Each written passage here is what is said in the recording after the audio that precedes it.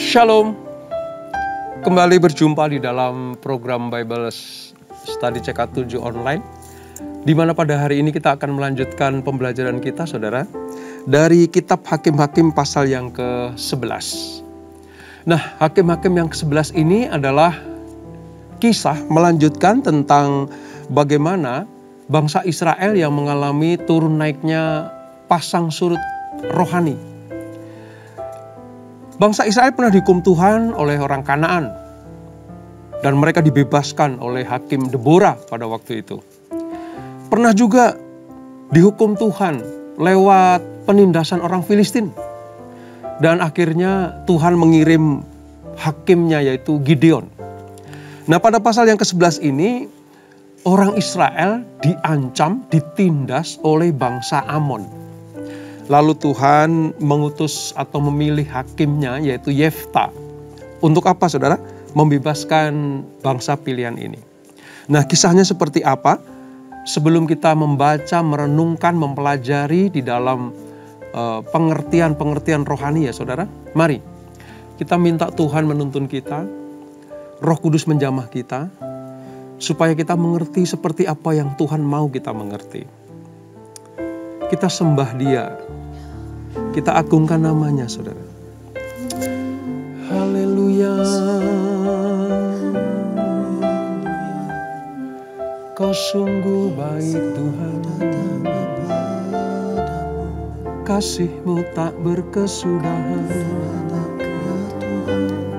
Selalu baru setiap pagi.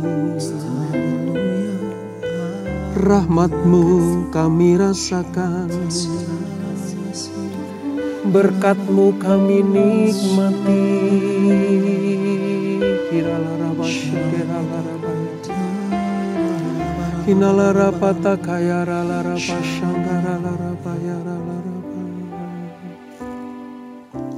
Segala perkaraku ku serahkan padamu, Allah pembelaku. Segala khawatirku ku taruh di kaki-Mu, Allah pemeliharaku. Bila Kau yang membuka pintu, tak ada satupun dapat menutupnya.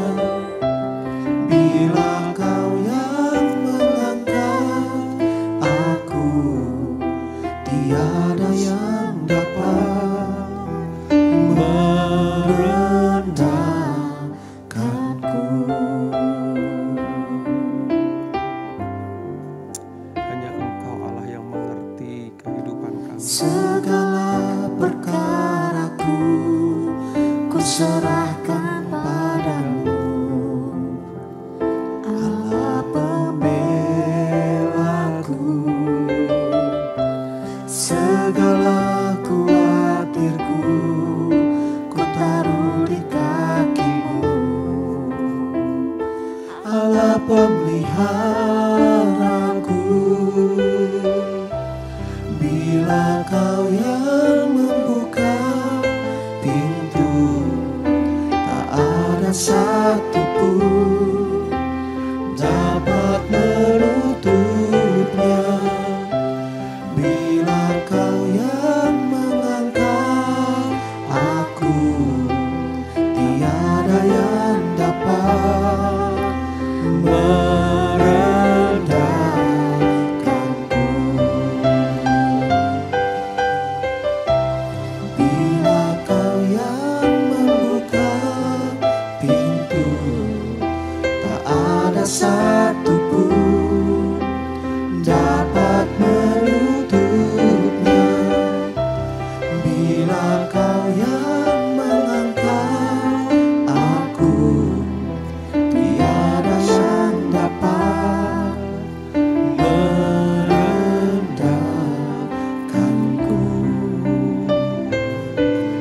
Tiada yang dapat merendahkanku.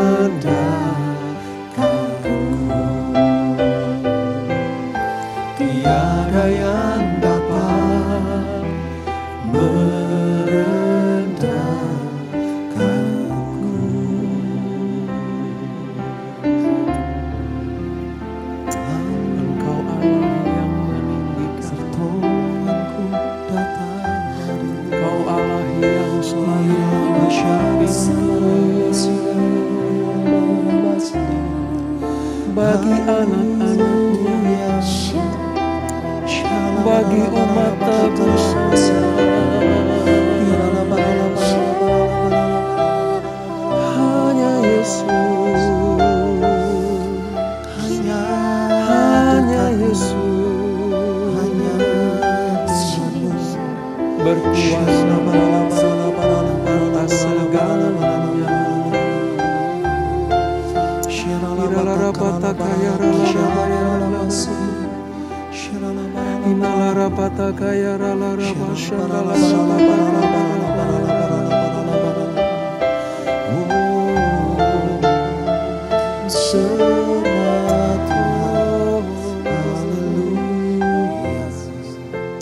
Haleluya Yesus.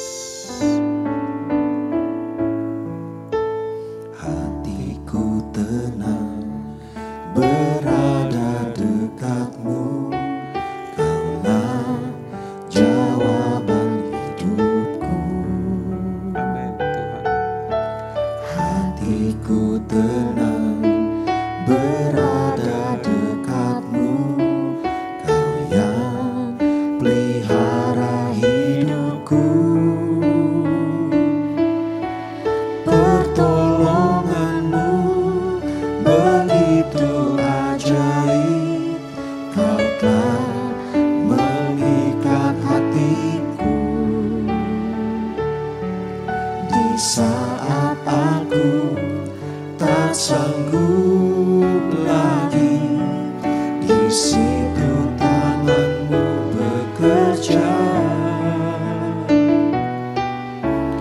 Pertolonganmu begitu ajaib, Kau telah memikat hatiku.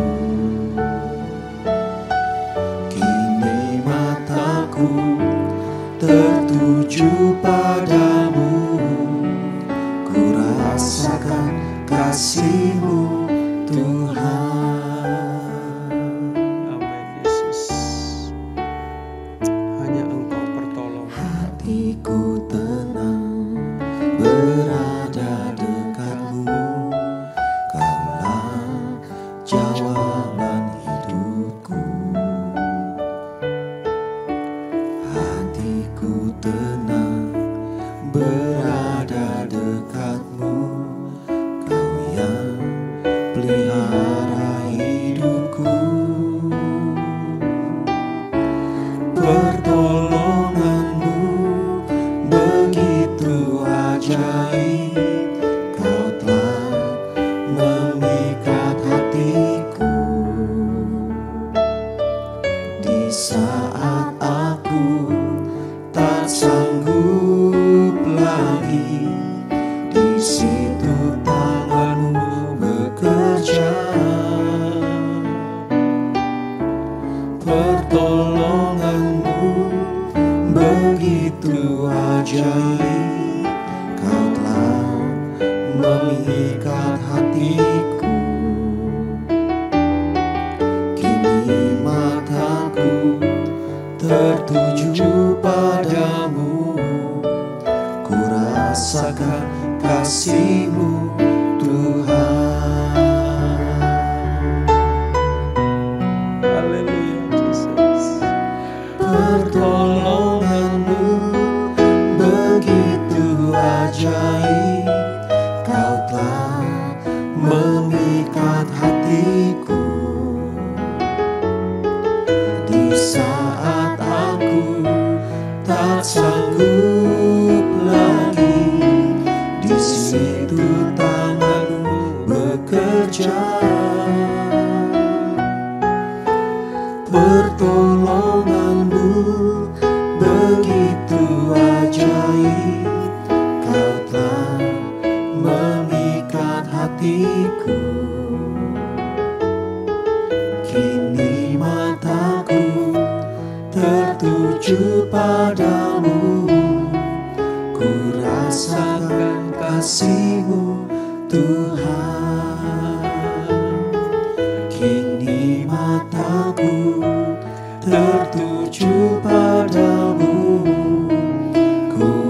rasakan kasih-Mu Tuhan. Kini mataku tertuju padamu, ku rasakan kasih-Mu Tuhan. Amin Tuhan. Benar Tuhan Yesus, ketika kami tidak sanggup lagi, ketika kami tidak mampu menghadapi persoalan hidup, seperti bangsa Israel yang dihukum Tuhan karena melakukan pelanggaran-pelanggaran, meninggalkan Tuhan ketika mereka diberkati, maka Tuhan izinkan penindas-penindas, bangsa-bangsa yang menindas Israel diizinkan Tuhan. Dan keadaan Israel memburuk, rohaninya memburuk, ekonominya kocar-kacir. Mereka teriak kepada Tuhan dan Tuhan turun tangan menolongnya. Itu Allah yang setia, Allah yang mengasihi. Tidak ada Tuhan seperti Engkau. Dan hari ini kami belajar, kasih-Mu dibuktikan kepada bangsa pilihan. Ketika mereka ditindas, disengsarakan oleh Bani Amon. Lalu Tuhan mengirim Yefta untuk melepaskannya. Kami mau belajar tentang kasih-Mu ya Tuhan. Kami mau belajar tentang hati Tuhan. Supaya hari lepas hari kami semakin mengasihi, mencintai, dan sungguh-sungguh hormat dan setia kepada-Mu. Urapi kami Tuhan, urapi hamba-Mu. Kami mau belajar bersama-sama di dalam nama Yesus. Mari yang siap belajar firman Tuhan, sama-sama kita katakan amin. Amin. Nah, kita akan membaca dari Hakim-Hakim pasal yang ke-11, saudara. Di Alkitab kita itu halaman sekitar 275. Ada 3 perikop di dalamnya. Yang pertama, Yefta dan Gilead. Lalu Yefta dan Bani Amon. Baru setelah itu Nasar Yefta. Nah, kisahnya seperti apa? Nanti akan kita pelajari ya saudara. Karena sesungguhnya Tuhan sangat mengasihi bangsa Israel. Namun keadilannya harus ditegakkan. Karena Israel membelakangi Tuhan, mengecewakan hati Tuhan. Lalu diizinkanlah Bani Amon untuk menindas bangsa Israel. Kita akan baca ayat 1 sampai dengan ayat yang ke-11 terlebih dahulu. Demikian firman Tuhan. Yefta dan Gilead.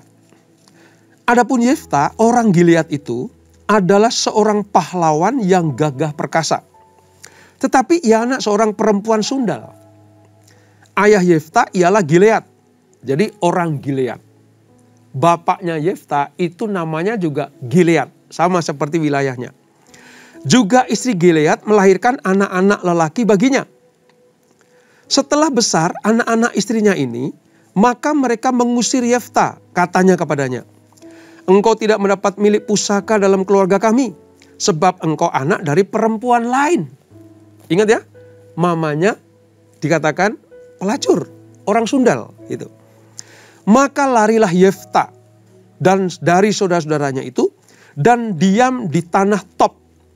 Di sana berkumpullah kepadanya petualang-petualang yang pergi merampok bersama-sama dengan dia. Jadi ketika dia dikucilkan oleh kakak-kakaknya, beda mama ya saudara. Yefta ini lari ke Top. Berkumpul dengan, dalam tanda petik gitu ya, bajingan-bajingan. Orang-orang yang tidak benar. Suka merampok, ya, suka membegal. Nah ini kerjaan Yefta itu seperti itu. Beberapa waktu kemudian Bani Amon berperang melawan orang Israel. Karena kerohanian Israel yang sangat buruk. Ya. Dan ketika Bani Amon itu berperang melawan orang Israel, pergilah para tua-tua Gilead menjemput Yefta di tanah Top. Nggak tahu apakah karena orang-orang yang bersama dengan Yefta itu sangat kuat badannya, ditakuti oleh orang-orang sehingga ketika Bani Amon datang mereka dipanggil, mereka disuruh membantu orang Gilead yang sedang ditindas bangsa Amon. Kata mereka kepada Yefta, mari jadilah panglima kami dan biarlah kita berperang melawan Bani Amon. Tetapi kata Yefta kepada para tua-tua Gilead itu, Bukankah kamu sendiri membenci aku dan mengusir aku dari keluargaku? Mengapa kamu datang sekarang kepadaku pada waktu kamu terdesak? Kemudian berkatalah para tua Gilead itu kepada Yefta, memang kami datang kembali sekarang kepadamu. Ikutilah kami dan berperanglah melawan Bani Amon. Maka engkau akan menjadi kepala atas kami, atas seluruh penduduk Gilead. Ayat 9. Kata Yefta kepada para tua-tua Gilead, jadi jika kamu membawa aku kembali untuk berperang melawan Bani Amon, dan Tuhan menyerahkan mereka kepadaku, maka akulah yang akan menjadi kepala atas kamu. Demi diminta untuk kembali ke Gilead, saudara. Yefta tadinya nggak mau. Tapi karena didesak oleh orang Gilead, tolong bantu kami. Nanti kamu akan kami jadikan kepala. Dan apa kata Yefta tadi? Oke ya, aku akan membantu engkau, orang Gilead, melawan Bani Amon. Tapi nanti aku harus menjadi pemimpinmu. Kira-kira seperti itu. Lalu kata para tua-tua Gilead kepada Yefta, demi Tuhan yang mendengarkannya sebagai saksi antara kita, kami akan berbuat seperti katamu itu. Maka Yefta ikut dengan para tua-tua Gilead, lalu bangsa itu mengangkat dia menjadi kepala dan panglima mereka. Tetapi Yefta membawa seluruh perkaranya itu ke hadapan Tuhan di Mispa. Nah, sepenggal kisah ini di awal kehidupan hakim yang namanya Yefta ini, saudara. Kita bisa melihat latar belakangnya seperti apa yang saya katakan tadi. Dari keluarga yang tidak baik, anak perempuan sundal, dikucilkan kakak-kakak yang lain mama. Dia lari ke top. Lalu atas seizin Tuhan, dia harus kembali ke Gilead, membantu bangsanya, membantu sukunya untuk melawan orang Amon. Ini awal dari kehidupan Yefta. Dia seorang hakim Israel. Nanti pelayanannya, saudara, Yefta ini 6 tahun. Dan ini terjadi, saudara, abad sebelum kerajaan Saul berdiri. Kira-kira nih 1050 sebelum Masehi. Ini kejadiannya. Yefta itu dari suku Manasye. Ya, dia pengganti hakim Yair. Yang pada waktu itu juga Yair ini adalah dari suku Manasye. Karakter Yefta itu keras. Keras. Tetapi hal yang sangat luar biasa, dia itu konsekuen, saudara. Bisa diandalkan. Ya, karakternya keras, berangasan gitu. Ya. Tetapi dia mampu dan bisa diandalkan. Terbukti apa? Orang Gilead cari dia. Ya, mungkin karena kelompoknya, kumpulannya adalah orang-orang yang tidak benar tadi, suka merampok tadi.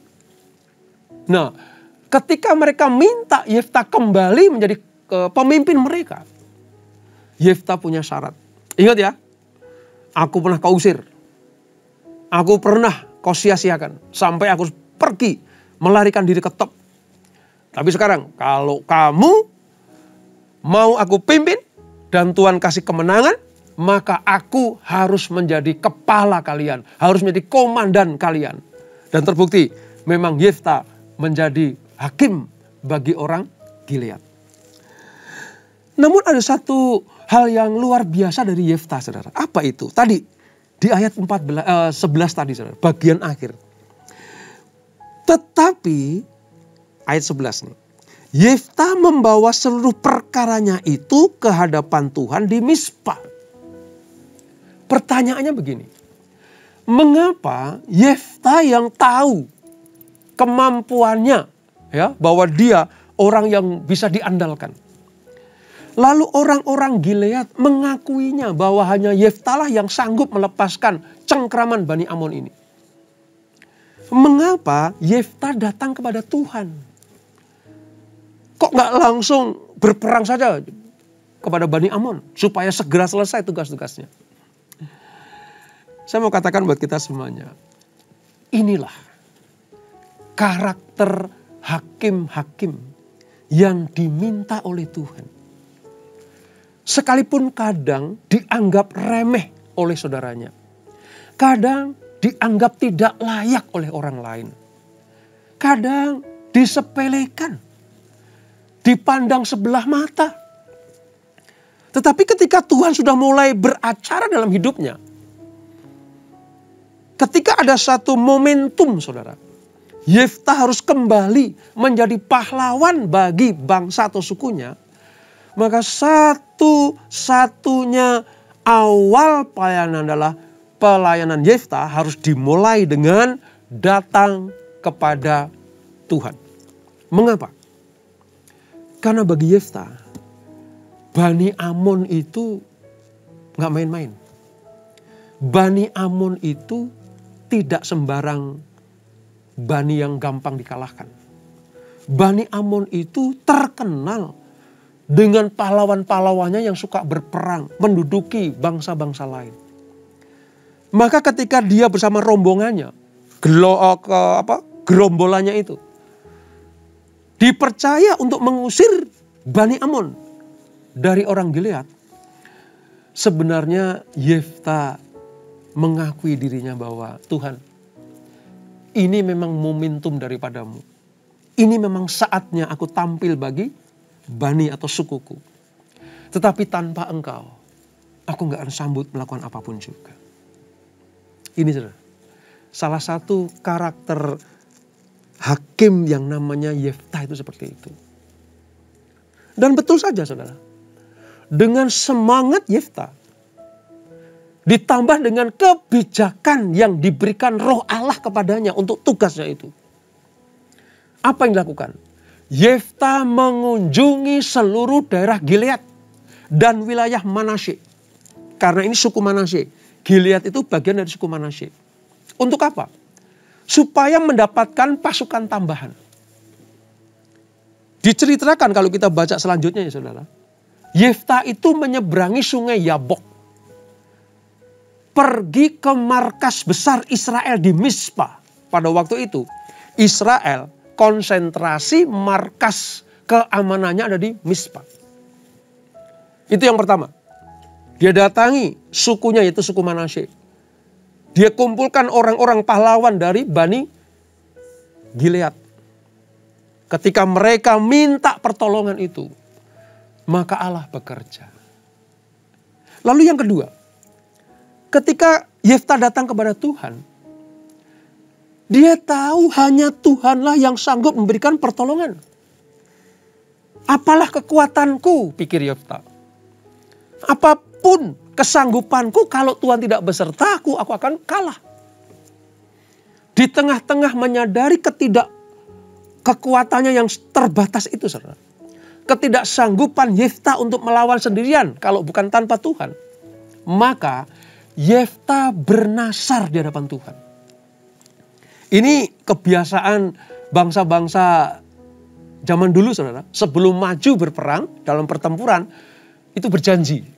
Ya, karena percaya bahwa, kekuatanku gak seberapa, tapi Tuhan yang sanggup menolongnya. Maka dia bernasar. Nasarnya apa? Ini yang perlu kita catat, saudara. Nasarnya begini.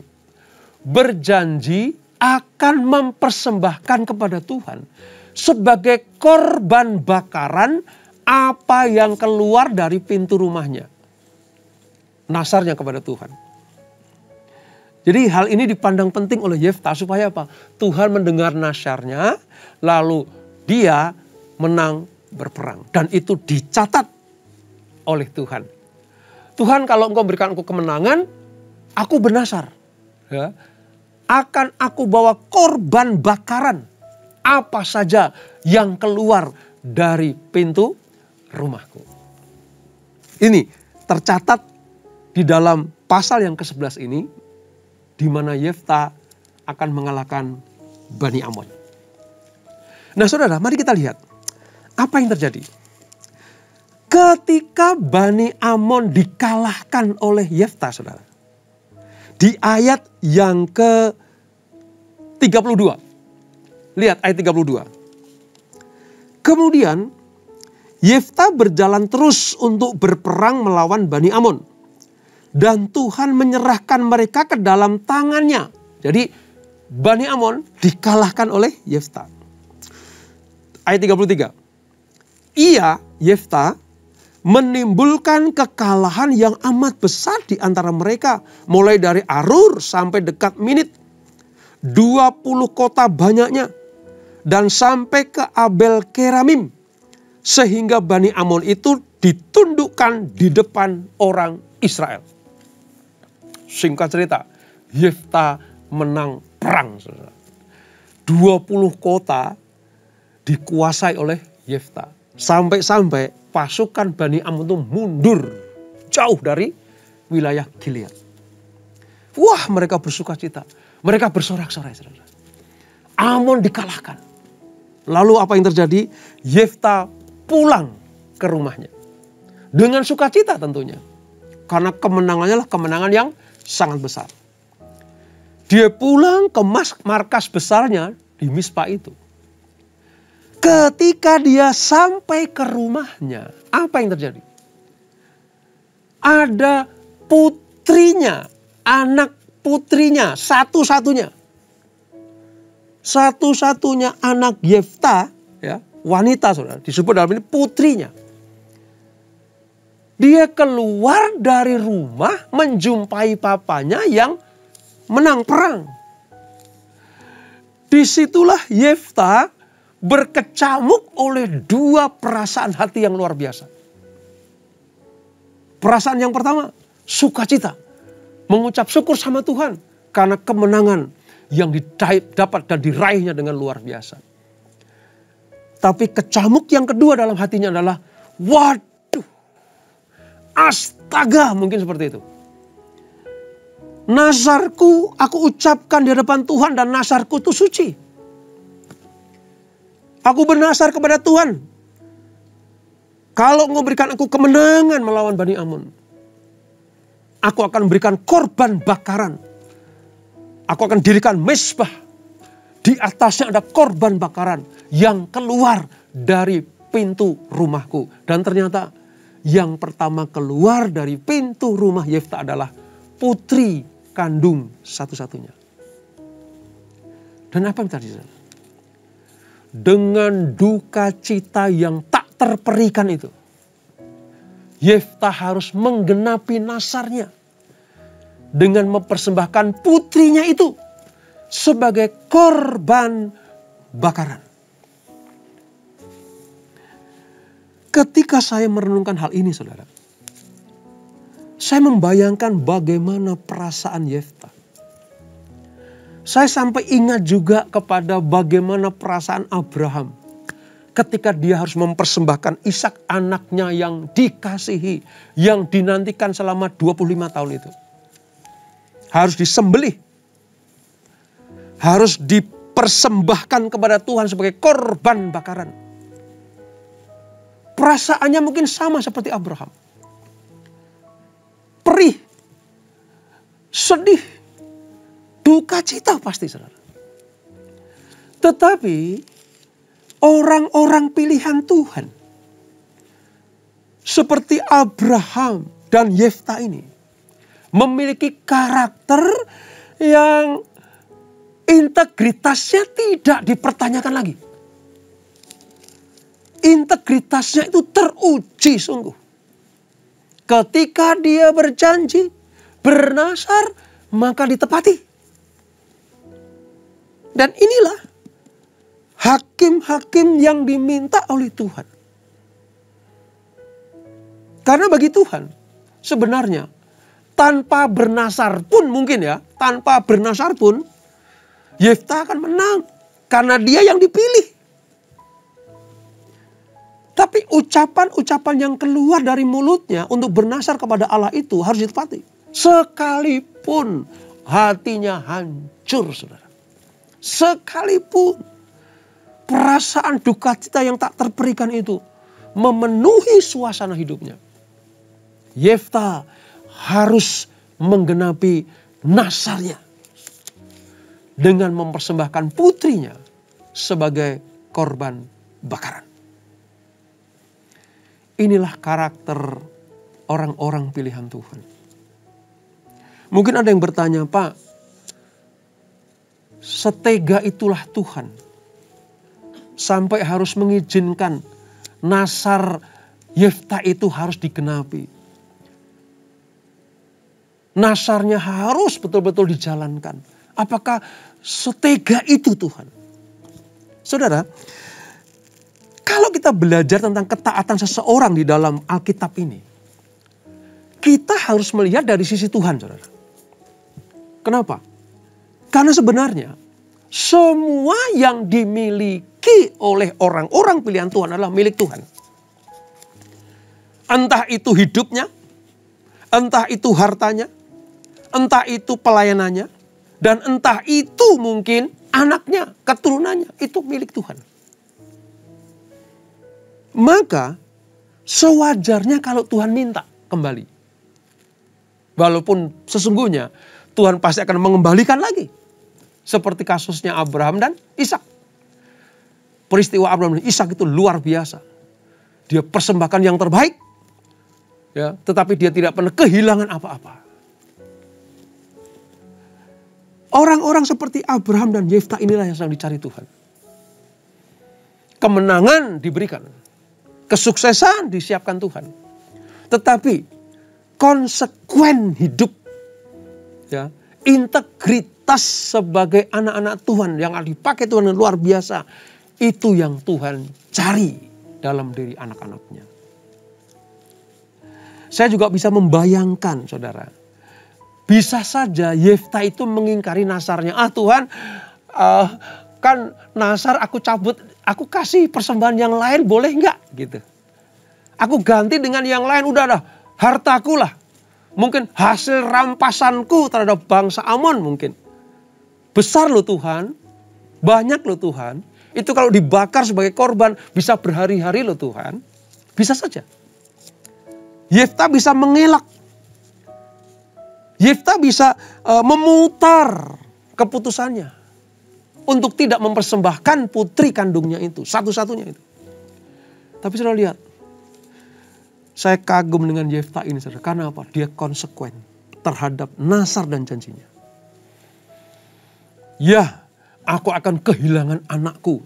Ya, aku akan disebut sebagai papa yang tega terhadap anak kandung. Karena aku akan bawa korban sebagai korban bakaran. Tapi yang kulayani, yang kusembah, itu melebihi segala-galanya. Dan terbukti kok, ternyata kok, bahwa anakku ini dari dia. Kalau sampai Tuhan menagih janji nasar anak-anaknya, itu pasti yang terbaik. Kita harus punya pikiran begini, Tuhan itu pasti yang terbaik dalam segala hal. Termasuk keputusannya. Termasuk menantikan janji nasar anak-anaknya. Walaupun nasar itu sangat berat. Yefta juga gak kepikir bahwa yang keluar dari pintu rumahnya adalah anaknya. Bisa saja dia berharap, mungkin kucingnya lah.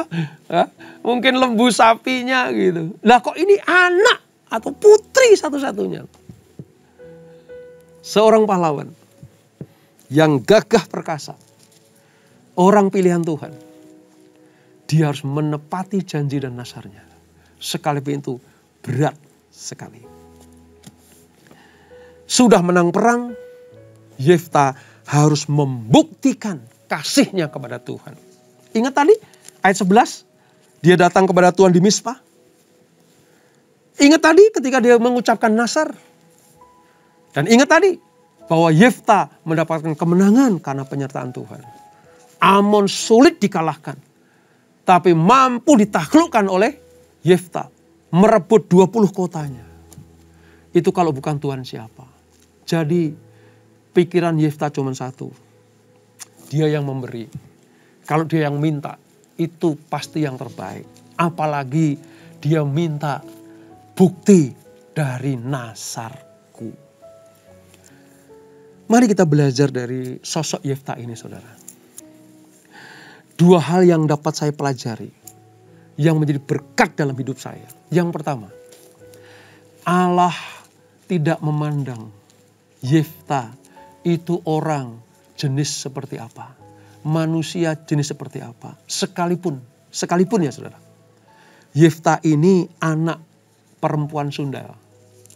yang notabene pasti dikucilkan, dijauhi. Wong terbukti kok, ya, kakak-kakaknya, saudara-saudaranya walaupun lain ibu, itu tidak memperhitungkan dia untuk dapat warisan dari keluarganya. Dia dikucilkan sampai harus lari ke top, wilayah top namanya.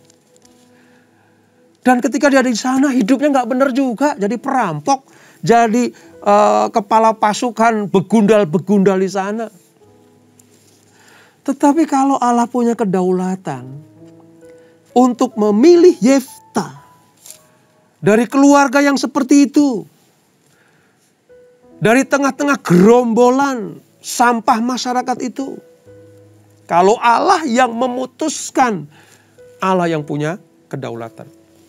Siapakah kita? Siapakah manusia? Sehingga kita membatasi kuasa Allah. Jadi, kita punya pemikiran begini. Allah bisa pakai siapa saja. Tuhan bisa pakai siapa saja. Gak harus keturunan nabi. Gak harus keturunan cerdik pandai. Gak harus keturunan orang yang terpandang baru dipakai Tuhan. Syukur-syukur ya keturunan nabi, terpandang, orang dipakai Tuhan. Tapi toh misalnya orang itu dari kalangan terpinggirkan. Kalau Tuhan yang memutuskan, pasti Tuhan akan jadikan itu berhasil dan indah pada waktunya. Terlebih lagi, ujian pertama Yefta terhadap pelayanannya adalah menggenapi nasarnya.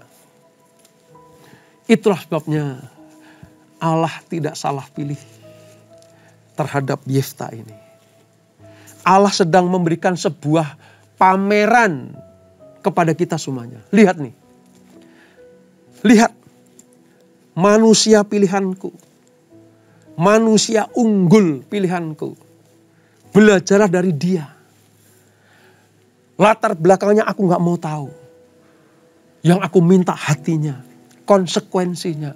Dan kalau dia berjanji dan bernasar, ditepati. Mari kita belajar dari Yefta. Kita akan dipakai Tuhan dengan luar biasa. Kalau saudara sempat berjanji, bernasar kepada Tuhan. Tuhan, kalau aku disembuhkan, aku akan melayani Tuhan, bayar nasarmu. Tuhan, kalau anakku lahir dengan sempurna, aku akan semakin giat kepadamu, berdoa, membaca firman, nasarmu digenapi. Tuhan, kalau aku dapat pekerjaan, aku tidak akan tinggalkan pelayanan. Kalau bisnisku mulai lancar kembali, setelah pandemi ini lancar kembali, kemarin sempat terpuruk, dan kalau Tuhan berkati aku akan semakin giat melayani engkau, bayar nasarmu. Tuhan, kalau aku dapat jodoh, kalau aku dapat pasangan hidup, dapat istri atau suami, aku akan semakin sayang Tuhan, semakin cinta Tuhan, bayar nasarmu. Sebab Tuhan mencari orang-orang yang konsekuen dan punya integritas terhadap janjinya kepada Allah. Dan kalau kita tepati, kalau nasar kita bayar pada Tuhan, maka Allah akan memberkati kita. Allah akan berkenan pada hidup kita dan semakin diberkati Tuhan. Dan itulah Hakim-Hakim pasal yang ke-11. Kita tundukkan kepala. Bapak, terima kasih. Pelajaran yang indah dari seorang Yefta, hakim yang dipilih Tuhan. Dia sungguh hakim yang benar di hadapan Tuhan. Membuktikan bahwa Tuhan tidak salah memilihnya. Dia bernasar dan berjanji. Dan janjinya ditepati. Itulah yang disukai Tuhan. Biarlah karakter Yefta ini ada pada kami. Ya, kami tidak harus menjadi orang-orang yang menjadi sampah masyarakat dulu baru akan dipakai Tuhan.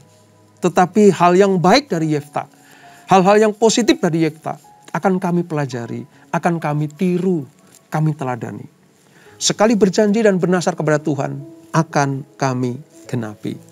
Dengan demikian, kami disebut sebagai pahlawan-pahlawan yang gagah perkasa. Terima kasih Bapak. Berkati anak-anakmu, berkati kami semuanya. Lewat pembelajaran ini kami semakin tahu isi hati Tuhan. Kami semakin tahu mengapa Tuhan memilih orang ini dan orang itu. supaya daripadanya kami belajar yang terbaik. Berkati anak-anakmu, berkati pekerjaan, usaha bisnis, pelayanan mereka, berkati keluarga kami, berkati rumah tangga kami. Apapun yang kami lakukan dibuat Tuhan berhasil dan beruntung, sebab kami menyenangkan hati Tuhan. Sebelum kami berpisah, kami siapkan hati kami terima berkat yang daripadamu. Kekasih-kekasih Kristus, arahkan hatimu kepada Tuhan. Terimalah berkat kasih anugerah dari Allah Bapa yang berlimpah-limpah di dalam Anak-Nya yang tunggal Tuhan Yesus Kristus, dan persekutuan yang manis dalam Roh Kudus menyertai kita semuanya. Mulai saat ini sampai Maranatha, Yesus datang yang kedua kali menjemput kita semuanya. Bertemu di awan-awan yang permai, menikmati kemuliaan kekal sampai selama-lamanya. Yang diberkati, sama-sama kita katakan amin, amin, amin. Tuhan Yesus memberkati.